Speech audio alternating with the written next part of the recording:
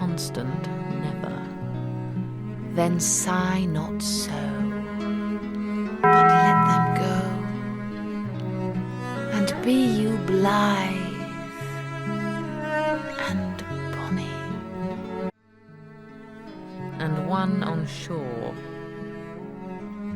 to one thing, constant never. Then sigh not so. Hello, today we're going to be talking about and analyzing the Shakespearean comedy play Much Ado About Nothing by William Shakespeare.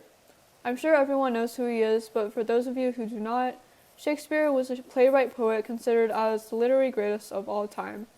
Because he lived in the 16th and 17th century, the English he uses, while categorized as modern English, is quite different from the language we're used to today, so it can be quite difficult to read for some people.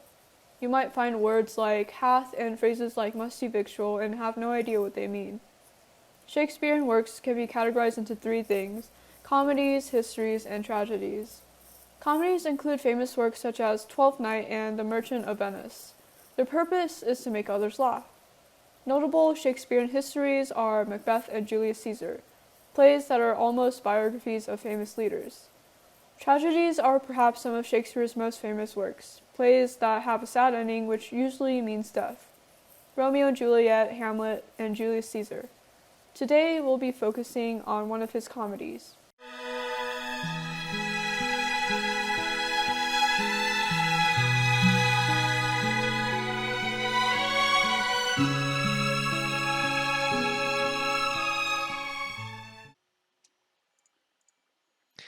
The story of the play occurs in Messina, which is a town on the island of Sicily in Italy.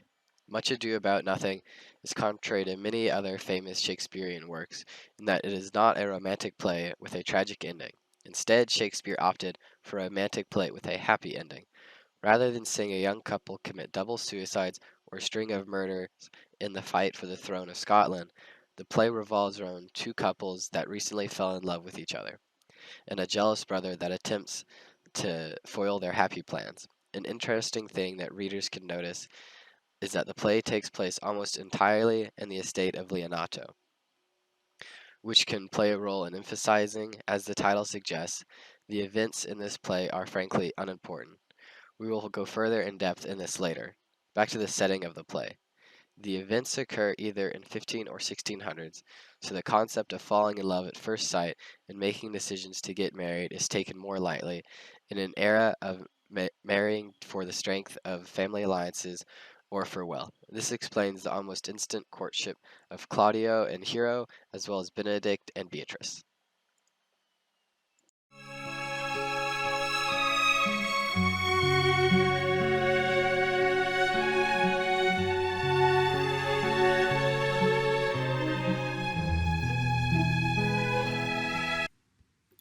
Here is a very simplified summary of the entire play.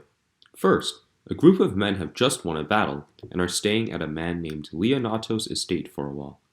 The people of significance are Don Pedro, who is the prince, and Claudio and Benedict, his companions. Benedict is sought after by Beatrice, who starts a war of insults between them. Claudio attempts to court Hero, the niece of Leonato. During a masquerade ball, Don Pedro helps Claudio by charming Hero while pretending to be Claudio under the mask. It works, and Hero and Claudio are slated to marry. This happens despite Don John, who is Don Pedro's jealous illegitimate brother, trying to tell Claudio that Don Pedro is seducing Hero for himself.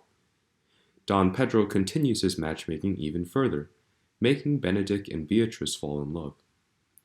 Don John continues scheming and tells Claudio that Hero has cheated on him. Claudio believes him. Hero's supposed actions are exposed at a party by Claudio the very next day. Upon learning these accusations were false, Leonato's family decide to fake Hero's death in order to make Claudio regret his actions. Beatrice also asks Benedict to duel Claudio as a show of love for her. He accepts. Meanwhile, Don John's plans were heard by an officer, and Don John flees the scene. Claudio is sad and accepts Leonato's demand that Claudio marry one of Leonato's nieces. At the wedding, it is revealed under the veil that Hero was actually not dead, and that Claudio would be marrying Hero. Everyone gets their happy ending.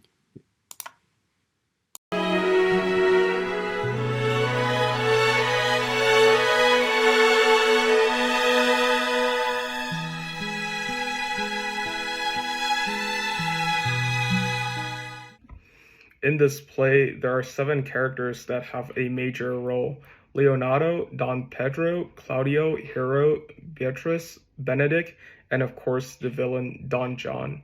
Let's talk about him first. He's the bastard brother of Don Pedro, the Prince of Aragon. In the play, Don John's motivations for ruining Claudio's chances with Hero are stated as stemming from his jealousy of the success that Claudio has garnered despite his youth. In short, he feels inferior to Claudio, leading him to want to bring Claudio down. His strategy to do so being deception. This idea of Don John being jealous of others is also built by Shakespeare, who made him the illegitimate brother of the successful military commander, Don Pedro. There's no doubt that Don John felt jealous and inferior, being compared to his more successful legitimate brother. Taylor Swift has godlike music. This is hugely in contrast with his brother, Don Pedro, who is the ultimate wingman, helping both Benedict and Claudio find love, hoping for their best interests at heart. Claudio is the successful young companion of Don Pedro, whose only goal in the play seems to be marrying Hero. However, his sense of duty is strong, with his loyalty to Don Pedro and him keeping his promise to Leonardo to marry one of his nieces. At the core of this play, these 3 characters represent the 2 sides of conflict in the plot: the optimistic, love-hunting Don Pedro and Claudio against the malicious Don John, with the other characters such as Benedict, Beatrice, and Borachio taking their sides, although Benedict and Beatrice are against Claudio and Don Pedro for some time.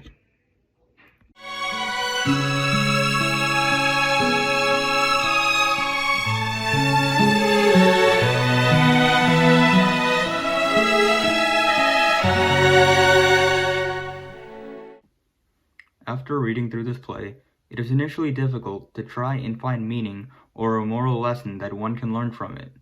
There is no "do unto others as you would have them do unto you" lesson to be learned.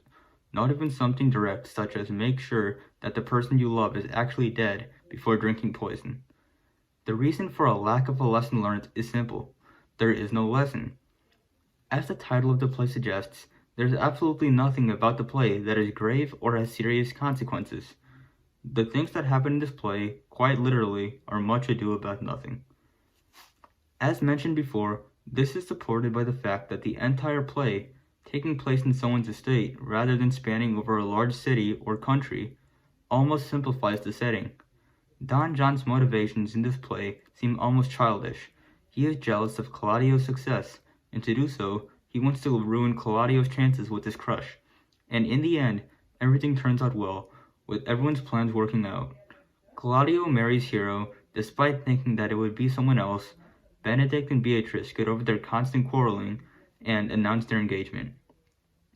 To further emphasize this, there is nothing of lasting significance that happens in the conflict of the play. Don John is not even punished during the play. Don John's punishment is to be decided later, so that the couples could enjoy their time together. From the characters, setting, and pace, Much Ado About Nothing is a true Shakespearean comedy revolving around wit, confusion, and lacking any grave consequences. Then sigh not so, but let them go, and be you blithe